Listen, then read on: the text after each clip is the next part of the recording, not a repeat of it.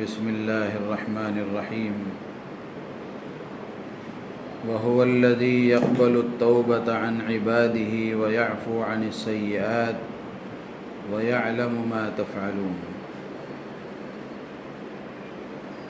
وقال الله سبحانه وتعالى وما أصابكم من مصيبة فبما كسبت أيديكم ويعفو عن كثير۔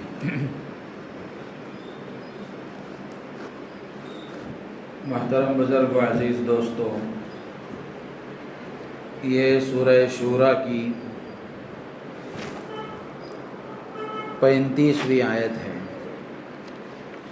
اور دوسری آیت وہ بھی سورہ شورا کی 30ویں آیت ہے۔ پہلی آیت میں اللہ تعالیٰ ارشاد فرماتے ہیں کہ اللہ وہ ہے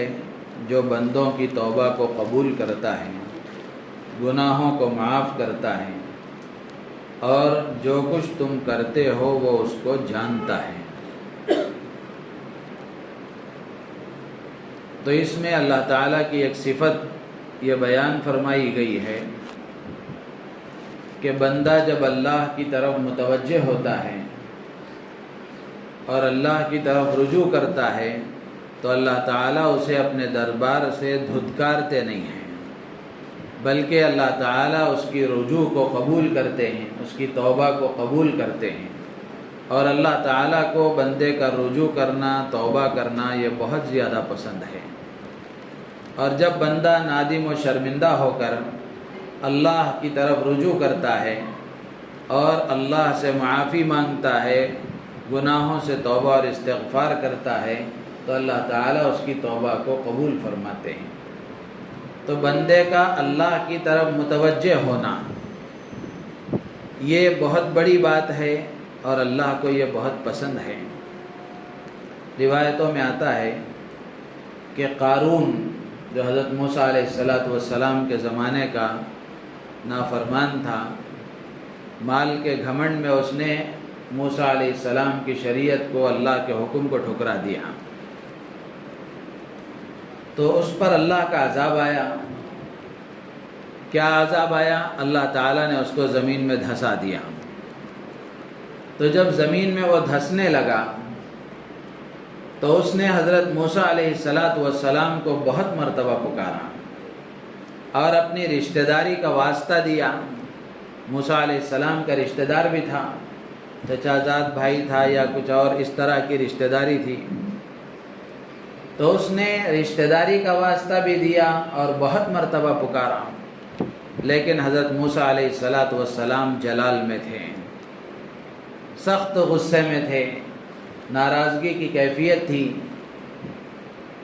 اس لیے حضرت موسیٰ علیہ السلام نے اس کی طرف توجہ نہیں دی، اس کی پکار کو نہیں سنا۔ جب وہ پوری طرح زمین میں دھس گیا تو اللہ کی طرف سے حضرت موسیٰ پر وحی آئی کہ موسیٰ کئی مرتبہ اس نے تمہیں پکارا، ایک مرتبہ اگر وہ مجھے پکار لیتا تو میں اس کو معاف کر دیتا، ایک مرتبہ اگر وہ مجھے پکار لیتا، میری طرف رجوع کر لیتا تو میں اسے معاف کر دیتا۔ تو بندے کا رجوع کرنا اللہ کو بہت پسند ہے، چاہے وہ کتنا ہی گنہگار کیوں نہ ہو، کیسا ہی نافرمان کیوں نہ ہو، کتنی ہی نافرمانیاں اس نے کیوں نہ کی ہو، جب بندہ اللہ کی طرف متوجہ ہو جاتا ہے اللہ تبارک و تعالی اس کے لیے راستے آسان کرتے ہیں، اس کی توبہ کو قبول فرماتے ہیں۔ افلاطون یہ بھی ایک بڑا حکیم گزرا ہے۔ افلاطون نے ایک مرتبہ حضرت موسیٰ علیہ السلام سے پوچھا کہ اگر آسمان و زمین کمان بن جائیں، آسمان و زمین کمان بن جائیں اور حوادثات، مصیبتیں، پریشانیاں، برے حالات، نامساعد اور ناگوار حالات یہ تیر بن جائیں، تیر اور کمان، دنیا اور آسمان و زمین اگر کمان بن جائیں اور حوادث زمانہ، مصیبتیں اور پریشانیاں تیر بن جائیں اور ان تیر کو چلانے والا کوئی اور نہیں بلکہ کائنات کا خالق خدا ہو جائے، اللہ ہو جائے، تو اس صورت میں اس سے بچنے کا کیا راستہ ہے؟ ایسی صورت میں مصیبتوں سے، پریشانیوں سے بچنے کا کیا راستہ ہے؟ زمین اور آسمان چھوڑ کر کہاں بھاگے گا؟ تو افلاطون نے پوچھا تو حضرت موسیٰ علیہ السلام نے فرمایا کہ اس صورت میں بچنے کا راستہ یہ ہے کہ بندہ اللہ کی طرف رجوع کر لیں، بندہ اللہ کی طرف متوجہ ہو جائے۔ جب اللہ کی طرف متوجہ ہو جائے گا، چلانے والا وہی ہے، وہ خود بچا لے گا۔ تو اس لیے ہر آدمی اپنے بارے میں دیکھے، ہر آدمی پریشانیوں میں گرفتار ہے، مصیبتوں میں، حالات میں ہے، گناہوں میں ہے، نافرمانیاں اس سے سرزد ہوئی ہیں، تو گھبرانے کی، پریشان ہونے کی بات نہیں ہے۔ اللہ غفور الرحیم ہے اور اللہ تعالیٰ بندوں کی توبہ کو قبول فرماتا ہے۔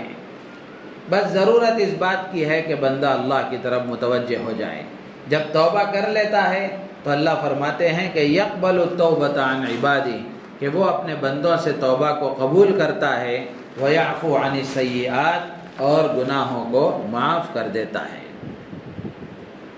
پھر آگے اللہ فرماتے ہیں کہ وَيَعْلَمُ مَا تَفْعَلُونَ، تم جو کچھ کرتے ہو وہ اللہ تعالیٰ جانتا ہے۔ دوسری آیت میں اللہ تعالیٰ فرماتے ہیں وَمَا أَصَابَكُم مِّن مُّصِيبَةٍ فَبِمَا كَسَبَتْ أَيْدِيكُمْ، کہ تم پر جو بھی مصیبت آتی ہے، جو بھی پریشانی آتی ہے، وہ تمہارے کرتوتوں کا نتیجہ ہوتی ہے، تمہارے ہاتھوں کی کمائی ہے، تمہارے برے اعمال کا نتیجہ ہے۔ اللہ فرماتے ہیں وَيَعْفُو عَن كَثِيرٍ، بہت سارے تو وہ ہیں جن کو اللہ تعالیٰ معاف کر دیتے ہیں۔ ہر برے کام کی سزا اللہ تعالیٰ اگر دینا شروع کریں تو کوئی زمین پر باقی نہیں رہ سکتا۔ اللہ تعالیٰ فرماتے ہیں کہ بہت ساری برائیاں، بہت سارے گناہ تو وہ ہیں جن کو اللہ تعالیٰ معاف فرما دیتے ہیں۔ کسی پر اللہ تعالیٰ سزا دے دیں اور مصیبت آ جائے تو آدمی پریشان ہو جاتا ہے۔ حدیث میں اللہ کے نبی علیہ السلام نے ارشاد فرمایا، جب یہ آیت نازل ہوئی تو اس وقت میں اللہ کے نبی علیہ السلام نے ارشاد فرمایا، قسم ہے اس ذات کی جس کے قبضے میں میری جان ہے، کہ آدمی کو جو بھی تکلیف پہنچتی ہے، جو بھی مصیبت پہنچتی ہے، وہ اس کے برے اعمال ہی کا، گناہوں ہی کا نتیجہ ہوتی ہے۔ حتیٰ کہ اللہ کے نبی نے فرمایا کہ کسی آدمی کو لکڑی سے خراش آتا ہے، لکڑی سے خراش آتا ہے، یا اس کا پیر پھسلتا ہے، یا اس طرح کی کوئی اور تکلیف آتی ہے، تو یہ بھی اس کے گناہ ہی کے سبب سے ہوتی ہے، یہ بھی اس کے گناہوں ہی کے سبب سے ہوتی ہے۔ بلکہ حضرت تھانوی رحمۃ اللہ علیہ نے، حکیم الامت حضرت مولانا اشرف علی صاحب تھانوی رحمۃ اللہ علیہ نے لکھا ہے کہ جس طرح جسمانی تکلیفیں آدمی کے گناہوں کے سبب سے آتی ہیں، اسی طریقے سے باطنی بیماریاں بھی اس کے گناہوں ہی کی وجہ سے آتی ہیں۔ جسمانی تکلیفیں جیسے عرض کیا گیا، پیر پھسل گیا، ایکسیڈنٹ ہو گیا، یا اس طرح کی اور کوئی تکلیفیں آ گئی، آدمی چل رہا تھا ٹھوکر لگ گئی، تو یہ چھوٹی چھوٹی تکلیفیں بھی آدمی کے گناہوں ہی کا نتیجہ ہوتی ہیں۔ حضرت تھانوی رحمۃ اللہ علیہ فرماتے ہیں جس طرح یہ جسمانی تکلیفیں گناہوں کے سبب سے آتی ہیں، اسی طریقے سے باطنی بیماریاں، اندر کی جو بیماریاں ہیں، وہ بھی گناہوں ہی کی وجہ سے آتی ہیں۔ پھر آگے فرماتے ہیں کہ آدمی ایک گناہ کرتا ہے تو علماء نے لکھا ہے کہ گناہ کی نقد سزا یہ ہوتی ہے کہ وہ گناہ ایک اور گناہ کو دعوت دیتا ہے، وہ گناہ ایک اور گناہ کو دعوت دیتا ہے۔ ایک گناہ آدمی کرتا ہے تو اس کی سزا فوری اس کو یہ ملتی ہے کہ وہ پھر کسی ایک اور دوسرے گناہ میں مبتلا ہو جاتا ہے۔ اگر وہ توبہ نہیں کرتا تو اسی طرح پے در پہ گناہ کرتا چلا جاتا ہے، اور ایک گناہ کرنے پر اس کے دل پر ایک سیاہ دھبا لگتا ہے، اگر وہ توبہ کر لیتا ہے تو دھل جاتا ہے، توبہ نہیں کرتا اسی طریقے سے مسلسل وہ گناہ کرتا رہتا ہے تو پھر وہ دل کی سیاہی بڑھتی رہتی ہے، یہاں تک کہ دل پورا سیاہ اور کالا ہو جاتا ہے، پھر اس کے بعد اس پر کوئی خیر کی بات اثر نہیں کرتی، پھر کوئی خیر کی بات اس پر اثر نہیں کرتی۔ اسی طریقے سے جیسے یہ گناہ کی نقد اور فوری سزا ہے، اسی طریقے سے نیکی کی نقد جزا اور نیکی کا نقد بدلہ یہ ہے کہ ایک نیکی دوسری نیکی کو دعوت دیتی ہے، کھینچ کر لاتی ہے۔ آدمی ایک اچھا کام کرتا ہے تو وہ اچھا کام اگر صحیح طریقے سے، صحیح نیت کے ساتھ، اگر صحیح اصول و آداب کے ساتھ کیا جائے گا تو وہ نیکی ایک دوسری نیکی کو دعوت دیتی ہے۔ اس کا بدلہ فوری یہ ملتا ہے کہ آدمی کو فوراً پھر کسی ایک دوسرے خیر کے کام کی توفیق ہوتی ہے۔ سید الطائفہ حاجی امداد اللہ صاحب مہاجر مکی رحمۃ اللہ علیہ فرمایا کرتے تھے کہ آدمی کی مثال کے طور پر ظہر کی نماز آدمی کی اللہ کے ہاں قبول ہوتی ہے تو اللہ تعالیٰ اسے عصر کو آنے کی توفیق دیتے ہیں۔ تو ایک نماز کا قبول ہونا اس کی علامت یہ ہے کہ اللہ تعالیٰ اس کے بعد والی نماز کی بھی اسے توفیق دے دیں۔ ورنہ دیکھ لیں ہم بہت سارے لوگ آپ کو ملیں گے کہ اچھے خاصے دیندار، 4 وقت کے نمازی فجر میں غائب، اور بہت سارے اسپیشلسٹ ایسے بھی ملیں گے کہ ان کا دکان ہے، دودھ کا کام ہے یا پھر چلر دکان ہے، فجر کی نماز میں آپ کو ملیں گے، دوسری نمازوں میں غائب۔ تو اس طرح کے آپ کو نظر آئیں گے کہ ایک نماز پڑھ لی، 2 نماز پڑھ لی، 3 نماز پڑھ لی، لیکن اور نمازوں کی توفیق نہیں ہے۔ ایسے ہی اور خیر کے کام بھی ہیں۔ تو اس لیے اللہ تعالیٰ فرماتے ہیں کہ جو مصیبتیں تم پر آتی ہیں یہ تمہارے کرتوتوں کا نتیجہ ہے۔ تو اس لیے جب بھی آدمی کو کوئی تکلیف پہنچے، جب بھی آدمی کو کوئی مصیبت آئے، جب بھی آدمی کسی کی تکلیف کا شکار ہو جائے تو سب سے پہلا کام آدمی کو یہ کرنا چاہیے کہ 2 رکعت نماز پڑھ کر اللہ سے توبہ اور استغفار کرے کہ اللہ میری کس گناہ کے سبب میں یہ مصیبت مجھ پر آئی ہے، میں اپنے تمام گناہوں سے معافی مانگتا ہوں، اس مصیبت سے مجھے چھٹکارا عطا فرما۔ کاروبار کی مصیبت ہے، اولاد نافرمان ہو گئی، بیوی بات نہیں سنتی،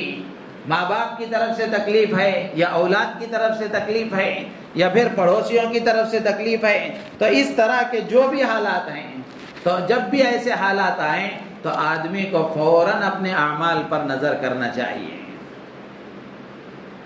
کسی نے بڑے شاعر نے کہا تھا کہ بندہ کہتا ہے کہ اللہ میرا حال دیکھ، دعا کرتا ہے کہ اللہ میرا حال دیکھ، یعنی میری کیسی حالت ہو گئی ہے، کن حالات میں میں گرفتار ہو گیا ہوں، تو بندہ کہتا ہے کہ اللہ میرا حال دیکھ، تو اللہ کی طرف سے یہ ندا آتی ہے کہ بندے نام اعمال دیکھ،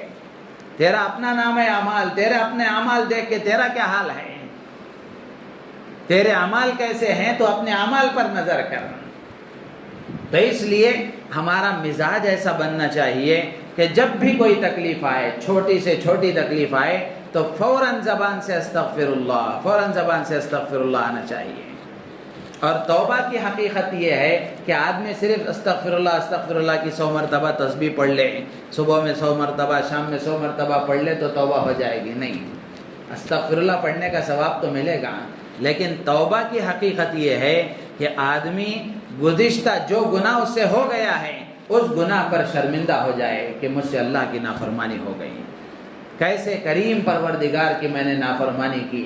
جس کی لاکھوں کروڑوں نعمتیں روزانہ میں استعمال کر رہا ہوں، آنکھوں میں دیکھنے کی طاقت اسی کی دی ہوئی ہے، کانوں میں سننے کی طاقت اسی کی دی ہوئی ہے، ہاتھ پیر میں پکڑنے چلنے پھرنے کی طاقت اسی کی دی ہوئی ہے، مال اللہ کا دیا ہوا ہے، صحت اللہ کی دی ہوئی ہے، اور اللہ کی زمین پر میں رہ رہا ہوں، رہنے کے لیے اللہ نے اچھا مکان دیا ہے، کھانے کے لیے اچھے کھانے دیے ہیں، پہننے کے لیے اچھے کپڑے دیے ہیں، اتنی ساری نعمتوں کے ہونے کے باوجود بھی ایسے کریم پروردگار کی نافرمانی میں نے کی ہے، آدمی شرمندہ ہو جائے،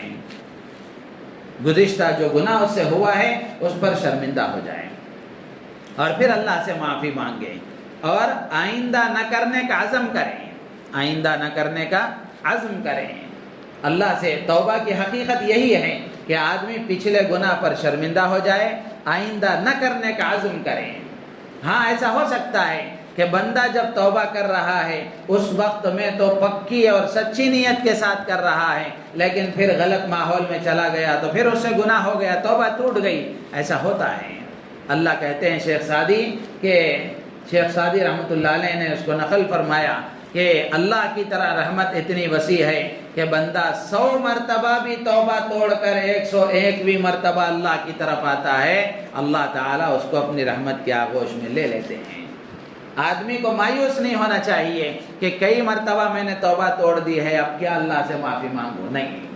بار بار معافی مانگتے رہنا چاہیے، بار بار توبہ ٹوٹتی رہے، بار بار اللہ سے معافی مانگتے رہیں۔ توبہ کرنے والے اور گناہ ہونے کے بعد شرمندہ ہونے والے ایسے بندے اللہ کو بہت پسند ہیں، ایسے بندے اللہ کو بہت پسند ہیں۔ تو اس لیے آدمی کو جب بھی کوئی ایسی حالت ہو جائے، کوئی آدمی کی توبہ ٹوٹ جائے، تو مایوس نہیں ہونا چاہیے کہ حالات کی وجہ سے، نفس کی وجہ سے، بری صحبتوں کی وجہ سے، شیطانی وساوس کی وجہ سے ایسا ہو جاتا ہے۔ آدمی کو ہمت نہیں ہارنا چاہیے، پھر توبہ کرنا چاہیے، پھر اللہ سے مدد مانگنا چاہیے، پھر توبہ ٹوٹے تو پھر اللہ سے معافی مانگنا چاہیے۔ حضرت علی رضی اللہ تعالیٰ عنہ کے زمانے میں ایک دیہاتی مسجد نبوی میں آ کر جلدی جلدی استغفر اللہ استغفر اللہ استغفر اللہ پڑھنے لگا، تو حضرت علی رضی اللہ تعالیٰ عنہ نے اسے فرمایا کہ توبہ کا یہ صحیح طریقہ نہیں ہے،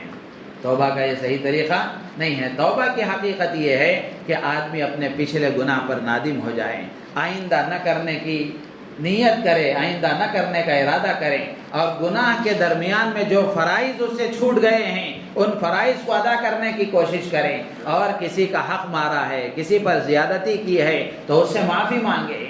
اس سے معافی مانگے۔ مثال کے طور پر کسی کا پیسہ چرا لیا ہے، کسی کی زمین غصب کر لیا ہے، اب صرف اللہ سے معافی مانگ رہے، اللہ معاف کر دے معاف کر دے، زمین اس کو واپس کرنے تیار نہیں ہے، اس کے پیسے اس کو واپس کرنے تیار نہیں ہے، تو یہ پوری توبہ نہیں ہے، یہ پوری توبہ نہیں ہے۔ توبہ کی حقیقت یہ ہے کہ چوری کرنے پر جو گناہ ہوتا ہے، بندہ اللہ سے معافی مانگتا ہے تو وہ گناہ معاف ہوتا ہے، اور پھر اس کے بعد میں بندے کی ذمہ داری یہ ہے توبہ کی تکمیل کے لیے کہ جس کے پیسے اس نے لیے ہیں، جس کو اس نے گالی دی ہے، جا کر اس سے معافی مانگے، جا کر اس سے معافی مانگے۔ تو کسی پر ظلم و زیادتی کی ہے، کسی کا حق مارا ہے، تو اس کا حق ادا کرنے کی کوشش کریں۔ جس طرح گناہ سے اس نے لذت حاصل کی ہے، اسی طریقے سے اب وہ نیک کام سے لذت حاصل کرنے کی کوشش کریں۔ تو یہ توبہ کی حقیقت ہے، بندہ توبہ کرتا ہے اللہ قبول فرماتے ہیں۔ تو اس لیے مغفرت کا عشرہ ہے، ہم خوب توبہ کا اور خوب استغفار کا اہتمام کریں، اور اسی کے ساتھ ساتھ اپنے لیے، اپنے ماں باپ کے لیے، بیوی بچوں کے لیے، پوری انسانیت کے لیے، پورے مسلمانوں کے لیے، پوری دنیا میں بسنے والی انسانیت کے لیے، سب کے لیے دعا کریں۔ اللہ عمل کی توفیق عطا فرمائے۔